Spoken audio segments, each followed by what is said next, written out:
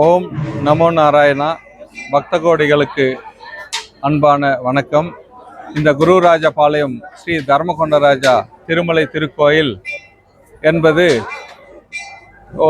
கிட்டத்தட்ட சில வருடங்களுக்கு முன்பு சில ஊர்கள் மட்டும் இங்கே வந்து வழிபடக்கூடிய நிலைமை இருந்தது.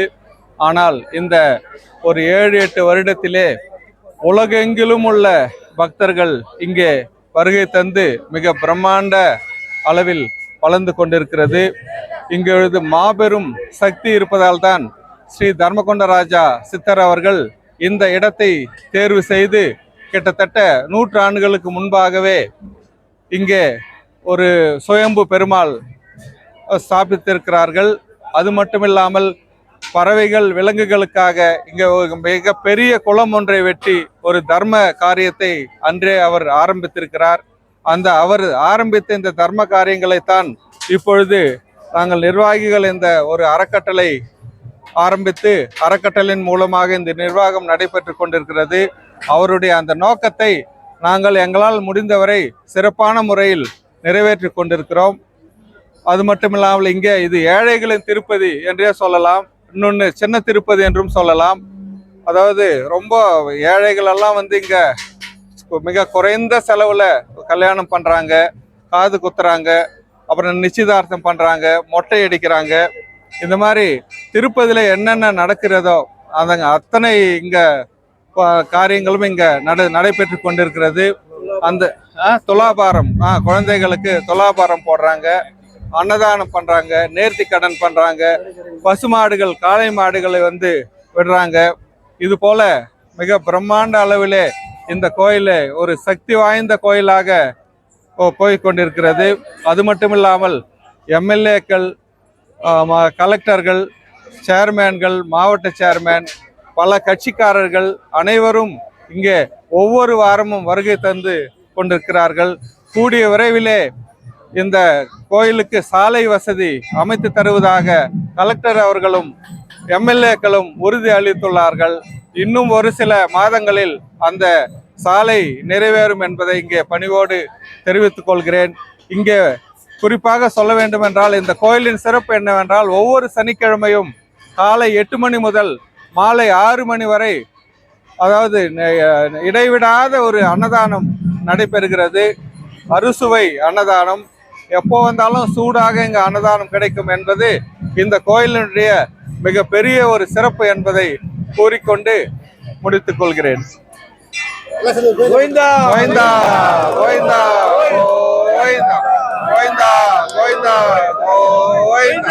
கோவிந்தா கோவிந்தா கோவிந்தா. வணக்கம். ஸ்ரீ தர்மகொண்டராஜா அவர்களுக்கு எங்களுடைய பணிவான வணக்கங்களும் ஆசீர்வாதங்களும் வேண்டி சில விஷயங்கள் அவர் ஆரம்பித்த ஒரே காரணம் இங்கே எதுக்காக இருந்தார்னு யாருக்குமே தெரியல.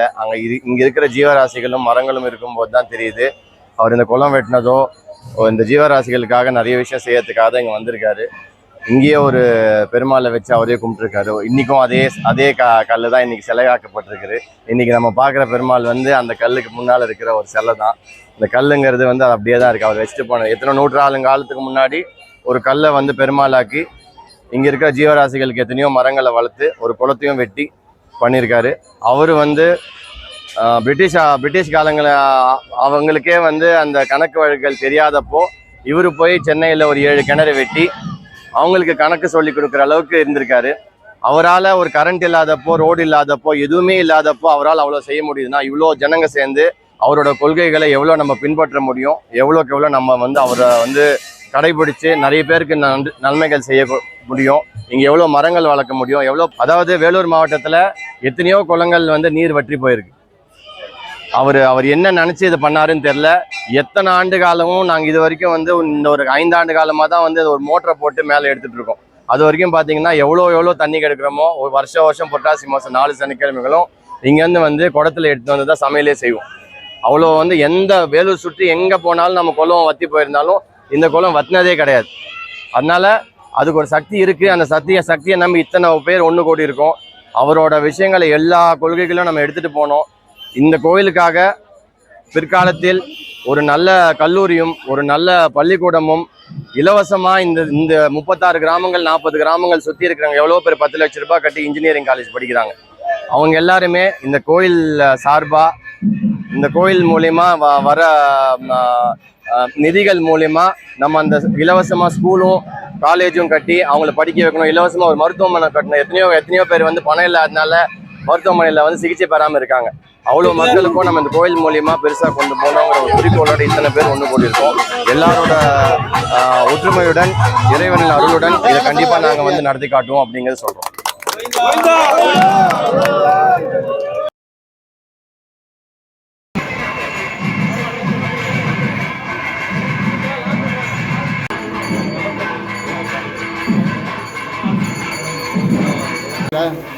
இங்கிருந்து